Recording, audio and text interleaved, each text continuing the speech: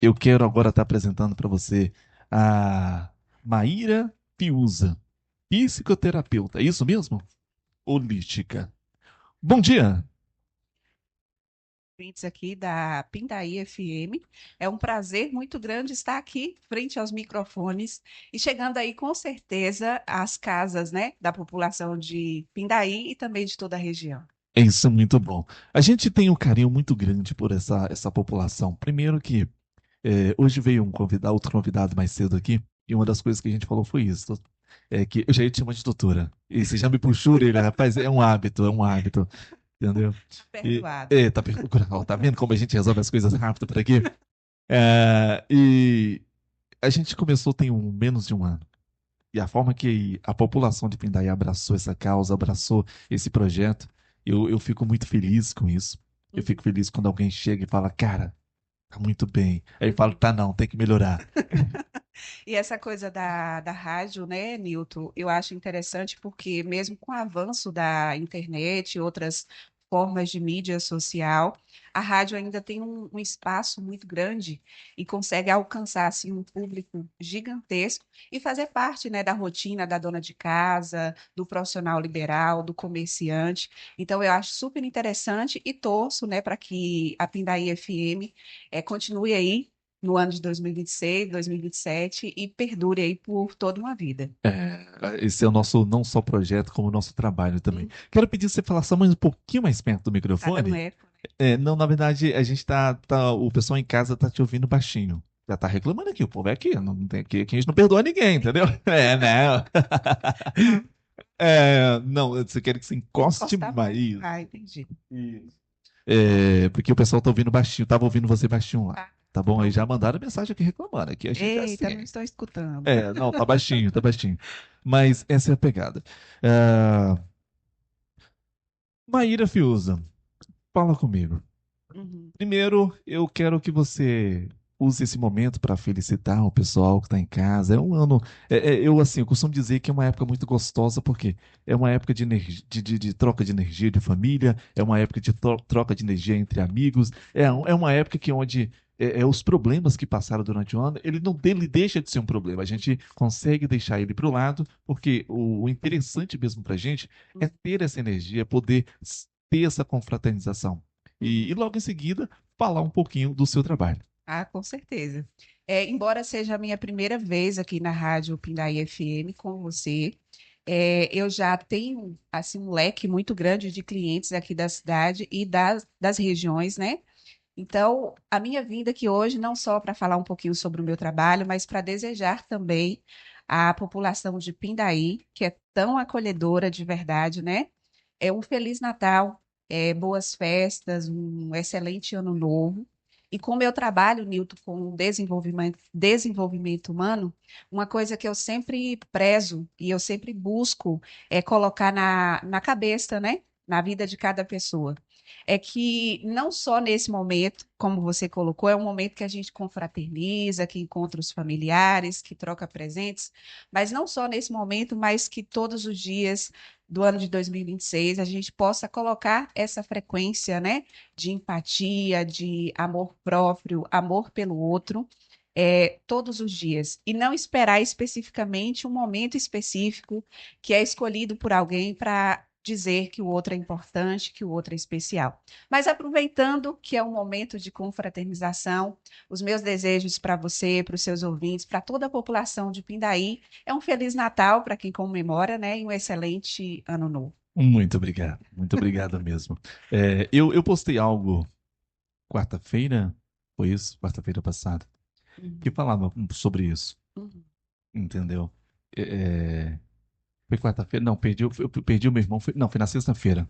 Sim, sim. É, Uhum, Foi uma mensagem que, só para esclarecer, não foi luto, uhum. foi algo que realmente precisamos. Não deixar para amanhã aquele eu te amo para aquela pessoa especial. E a Não gente, deixar de para lá para aquela pessoa que realmente é especial, que ela é especial. com certeza, Porque talvez o amanhã não para um existe. de nós possa não existir. E é uma coisa que a gente não é ensinado, né, Nilton? A gente não é estimulado, Infelizmente. porque a gente tem sempre aquela impressão de que vai dar tempo, né? Vai dar tempo. Não que a gente deva viver com aquela expectativa que a qualquer momento alguém nosso vai embora, por exemplo. Mas a gente tem que viver o momento como se fosse um momento único e muito especial. Para que depois você não fique com aquele sentimento de culpa, né? Por que que eu não fiz? Por que que eu não aproveitei? E uma das coisas que a psicoterapia holística ela ensina é você viver o momento presente. Curtir cada detalhe, cada situação, inclusive num momento, por exemplo, de almoço, né? Tem tanta gente que, por exemplo, senta para almoçar e se eu perguntar para ela no final do dia, o que foi que você almoçou hoje? A pessoa ela não consegue falar o que foi que ela comeu, porque enquanto ela comia, a mente dela estava fixada Eu me em uma lembro. série de eventos que posteriormente poderia acontecer ou não. Então, viver o momento presente, curtir cada experiência, curtir cada ser humano, né? Como a gente nos bastidores estávamos falando um pouco sobre frequência, então é um momento assim para a gente restaurar essa coisa da empatia, do amor próprio, do amor pelo outro. E claro, né, se você tem algum tipo de ressalva, algum tipo de ressentimento com alguém, esse é o momento de você dar uma dissolvida e tentar repensar, né, os motivos pelos quais você entrou em atrito com aquela pessoa e tentar voltar atrás e consertar tudo. É uma tese importante e interessante até que você acabou de entrar, pelo seguinte, que a verdade é que por sermos frágil emocionalmente, por mais que você é uma pessoa que trabalha com isso há um tempo, Uhum, eu não vou falar de mim, né? Eu sou um bebê aqui nesse negócio, assim. Nessa situação em si, eu tô uhum, começando, eu não passo de um bebê, eu tô no colo ainda em questão de trabalhar emocional e tal, mas é uma coisa que eu tenho estudado bastante, que eu tenho buscado bastante, e a gente foi colocado para aprender que você dizer que você é bom é algo ruim. Ah, eu sou bom em alguma coisa, mesmo que seja em algo. Ah, mas você não é bom. Não, você é bom. uhum. Essa questão da autovalidação, né, o ateu validar do outro é interessante porque faz parte das 5 fases do desenvolvimento psicoemocional de um ser humano. Essa etapa, né, de validar foi desenhado por um psicólogo chamado Dr. Eric Erickson. E ele coloca essa fase como a terceira fase, uma das mais importantes para a estruturação da autoestima, da autoimagem de um ser humano, para ele conseguir viver bem com ele e para ele conseguir viver bem em sociedade, em família ou em qualquer lugar que ele esteja. Então, a maioria das pessoas é como você falou, como nossos pais não teve um manual, né? Nossos professores também não teve um manual da parte psicoemocional. Então, essas lacunas vai existir na minha vida, na sua e na vida de 8,5 bilhões de pessoas. Então, autovalidar hoje, Nilton, é algo que precisa ser trabalhado em todos os seres humanos para que esses seres humanos também consigam reconhecer o valor do outro. Então, validação. Para quem é ouvinte aí, né, que tem criança até 12, 13, 14 anos de idade, ainda dá tempo repensar essa parte do validar.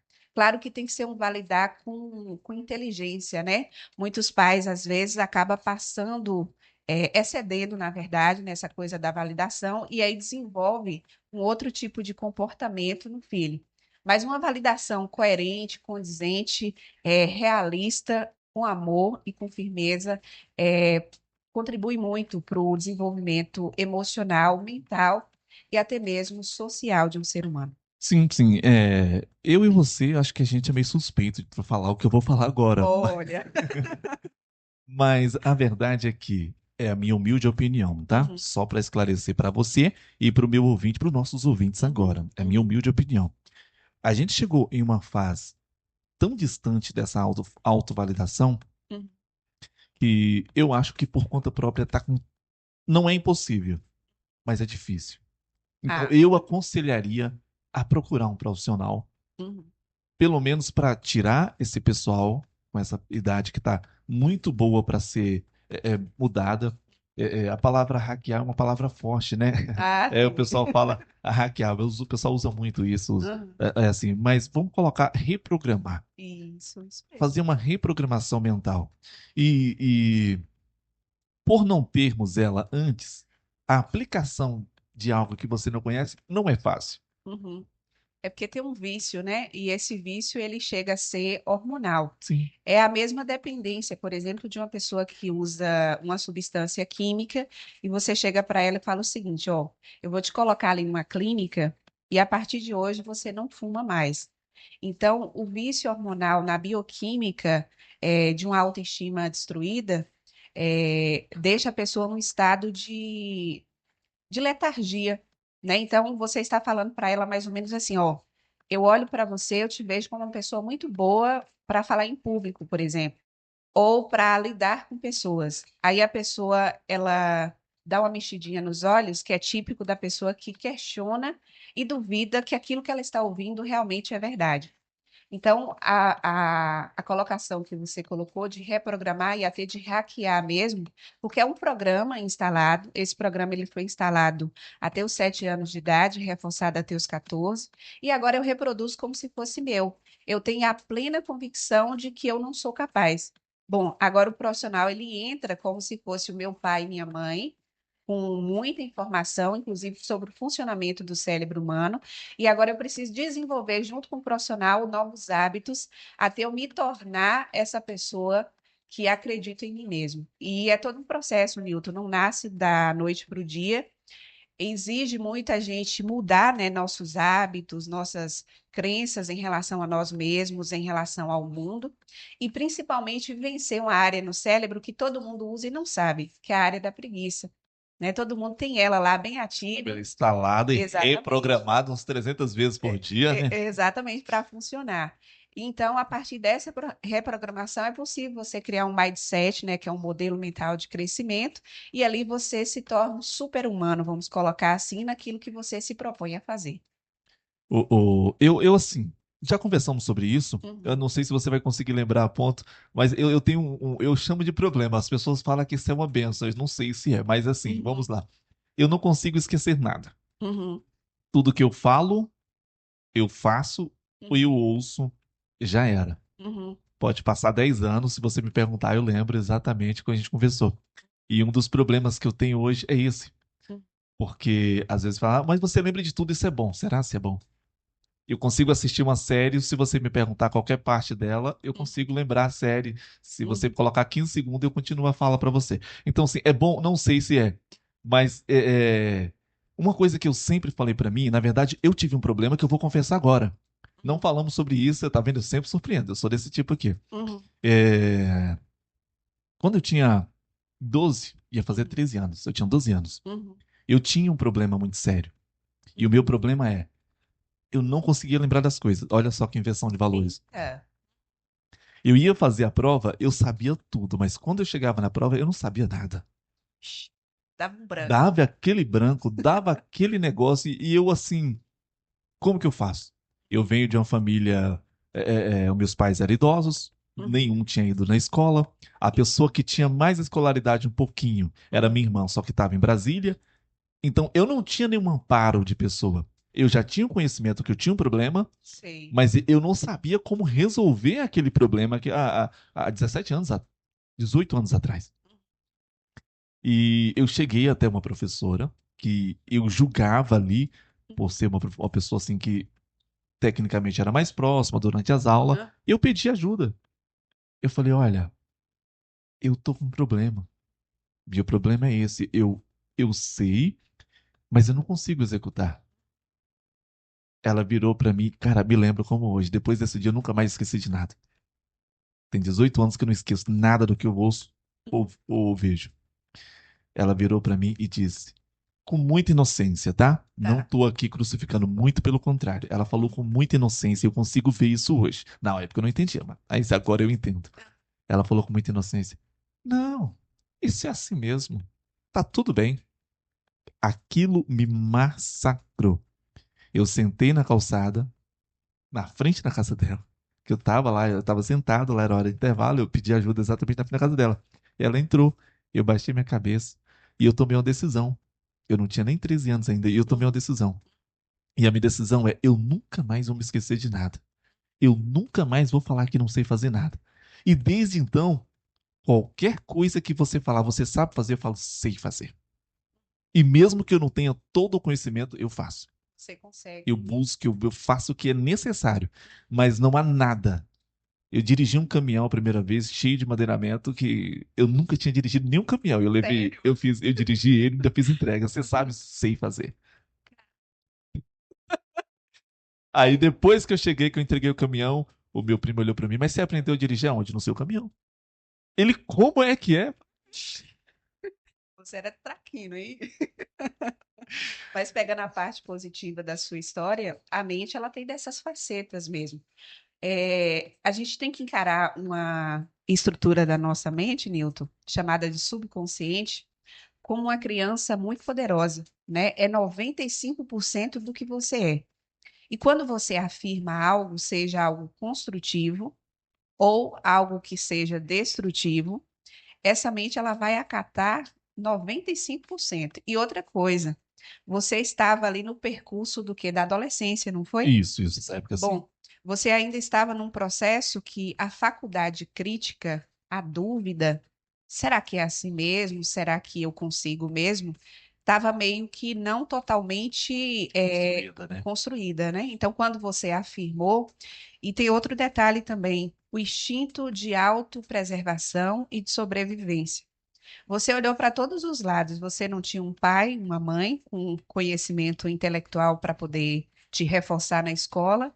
A pessoa que poderia te ajudar naquele momento, ela teve assim uma colocação que ela quis te ajudar, né? Naturalizando que era natural não conseguir lembrar. Foi isso que ela quis dizer para Sim. você. Mas você queria lembrar. E aí o que que você fez? Você fez um processo de autoprogramação. E uma vez dito, para desconstruir isso, a não ser que você queira, né? A não ser que você queira quebrar o programa, aí sim é possível fazer o contrário. Mas como é algo que te ajuda, acredito que não traga nenhum tipo de efeito colateral negativo para você, Não, graças a Deus, en- até hoje não. então tá tudo certo. Foi, foi um processo aí de autoprogramação totalmente positivo. Que bom, né? É, Um ponto positivo aí. ué. Mas assim, eu citei isso, dada a condição dessa conversa, porque foi impactante para mim naquele momento. Como eu disse, de lá para cá, me lembro disso, porque eu me lembro de tudo. Eu lembro a primeira merenda que eu comi na primeira escola. Caramba, sua memória, Então, memória longa, ela é então assim, excepcional, né? então, assim, se você perguntar, quando foi isso? Eu sei a data, eu sei o dia, eu sei a hora que alguém foi buscar a merenda, eu sei a merenda que eu comi. Se você me perguntar a semana seguinte, eu vou te falar exatamente na ordem. Uhum. Do que Então, foi assim, que do que aconteceu. aconteceu, qual É. foi as merendas, eu me lembro com muita tranquilidade. Uhum.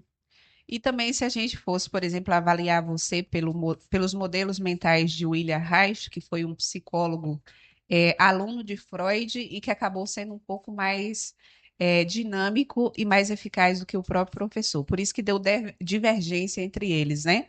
Porque ele não só conseguiu teorizar, inclusive o processo de somatização, né, de bloqueios a nível de corpo, são as doenças psicossomáticas, mas ele também conseguiu desenvolver tecnologia que utiliza o seu próprio corpo para dissolver essas memórias que muitas vezes são memórias do seu nascimento, por exemplo.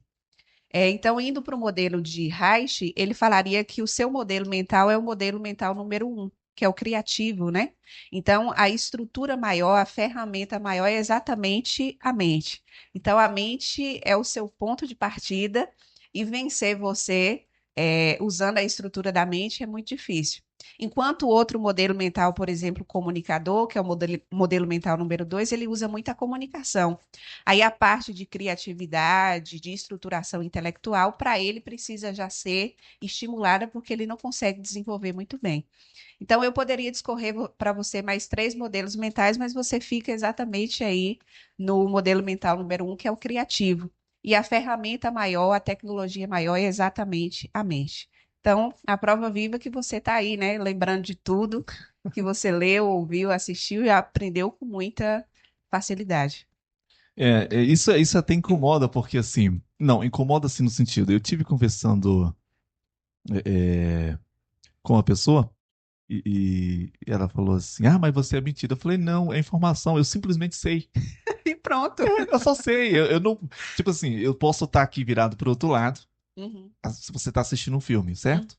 Eu tô aqui virado pro outro lado, até fazendo alguma outra coisa, mas eu tô ouvindo o filme. Uhum. E depois que o filme acaba, se você perguntar, eu vou saber te informar o que aconteceu no filme. Simples assim. Simples, mas não é porque assim, cara, não, só acontece, é normal, é natural, assim. Pra mim, isso é natural. Mas é natural. O grande problema, Nilton, sobre a questão da mente humana e o funcionamento dela, é que nossa mente ela foi reduzida à mente de um animal que a gente tem até um certo preconceito com ele, que é a mente de macaco. Porém, quando vamos para o campo da neurociência, né, que a gente vai pesquisar o funcionamento do cérebro humano, nós temos tantas habilidades que poderiam ser estimuladas, trabalhadas. Por exemplo, o que que você acha, por exemplo, de uma criança que ela não é cega, mas ela consegue enxergar de olhos fechados? Interessantíssimo. Isso, Eu não vejo como um problema, e na verdade eu vejo como uma habilidade. isso. E por que que um ser humano ele consegue enxergar mesmo se eu vendar os olhos dele? O que que tem na nossa mente que isso é possível? O que que tem na nossa mente, por exemplo, que a nossa mente é muito mais potente do que qualquer tipo de computador, que inclusive aqui na sua mesa agora tem dois. Se eu estimular a sua mente, você consegue fazer coisas que um computador não consegue fazer. E por que que a gente acredita que o computador e o celular é muito mais potente do que nossa mente? Então, houve uma inversão de valores, né, do que é a mente humana. Tem até um cientista brasileiro que ele foi para os Estados Unidos com 20 anos. Hoje ele já é um senhor. É o Dr. Miguel Nicoleles. Legal. Ele fala muito sobre a tecnologia da mente humana e o que a mente humana é capaz de fazer. Por exemplo, um celular, ele tem uma estrutura de escopo fechado. Então, eu atendo assim mães que têm bebês, que têm crianças, que têm adolescentes, e elas chegam para mim e falam mais ou menos assim: Nossa, meu filho sabe mexer no celular, fazer coisas que eu não consigo fazer. Eu falo para ela: Mas o que que tem de extraordinário em seu filho saber mexer no celular? E tem um programa que, de qualquer forma, ele vai chegar naquele resultado. A diferença de você para o seu filho é que seu filho tentou mais, conseguiu supostamente mais rápido do que você. Você tentou menos e você não conseguiu.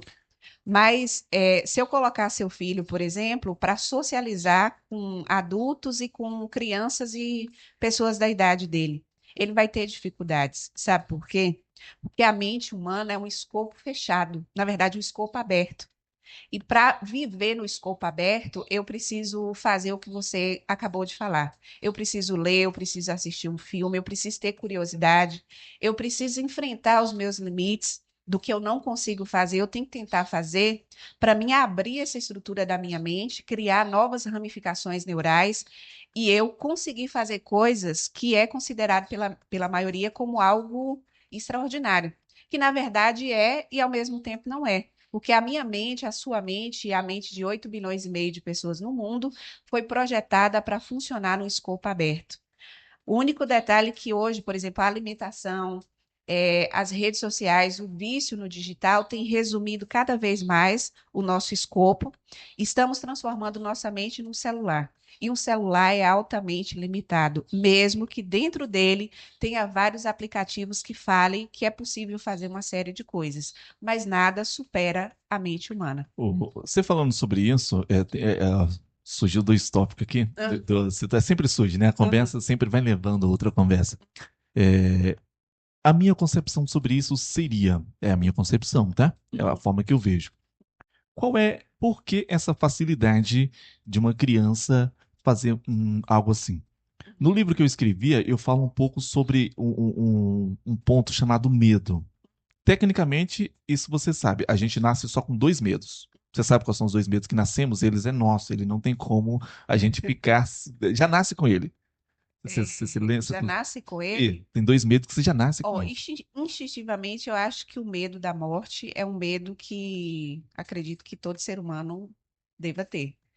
E a questão também da exposição ao público é outra forma de medo que, segundo pesquisas, né? Você vai questionando, questionando mais e mais pessoas. É outro relato também, que é o medo da exposição. Mas, tecnicamente, os medos que você nasce, esse medo aí são medo desenvolvido, esse medo da morte. Não nascemos com ele. Até porque no seu, até um certo tempo, você não entende a dor da perda. Então, você não nasceu. Os medos que você nasce com ele é medo de altura, porque se você pegar uma criança que ela acabou de nascer, se você fingir que vai soltar ela, ela se comprime inteira. Ela sente como sentir medo se ela não sabe que ela vai machucar. E outro medo natural que nasce com o ser humano é medo de sons em alta elevação, ou seja, o que é chamado grito, barulho. Então, uma criança, mesmo que recém-nascida, se ela tiver calma, serena, se você der um grito, mesmo que ela não entende que é um grito, ela se comprime e começa a chorar.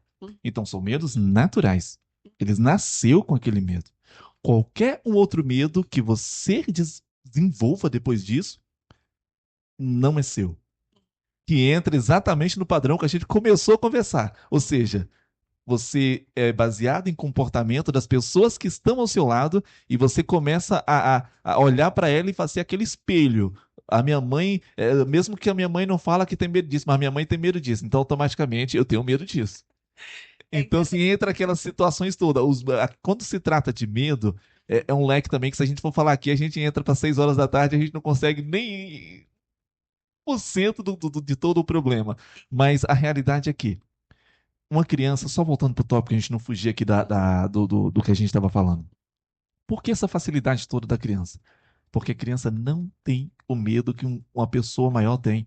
Ela pega um telefone e para ela se quebrar, quebrou. Ela só quer chegar no objetivo final. Então ela vai sair tocando em qualquer tecla até chegar no objetivo. E E pronto. tecnicamente chega. E uma Exatamente. pessoa grande, ela, mas se eu tocar aqui der problema? Não, peraí. E, E se eu tocar ali der problema? Ela cria um monte de problema que às vezes nem existe, só tá na cabeça dela, que uma criança não tem esse problema. Ele não na cabeça dele, ele só quer chegar no objetivo que é X, eu quero um vídeo tal. Então, para ele, ele vai tocar ali, vai chegar no vídeo e acabou. Ele não quer saber se é no YouTube, se é em qualquer outra plataforma. O importante é que ele chegue no vídeo X que ele quer. e ele E consegue, ele né? consegue, porque ele não tem medo de chegar até ali. E Exatamente. o maior problema nosso hoje como ser humano se chama, na verdade, não é, desculpa, perdão. O maior bloqueio nosso hoje como ser humano se chama medo. A gente briga com a nossa própria mente com uma coisa que nem existiu. E a gente acha que é 100% Sim, sim, sim. A verdade, né? gente cria algo assim. Por exemplo, eu tenho medo de perder você como amiga, mas, cara, como controlar isso? É impossível. É impossível. E aí tem pessoas que criam aquilo. Ah, mas se eu perder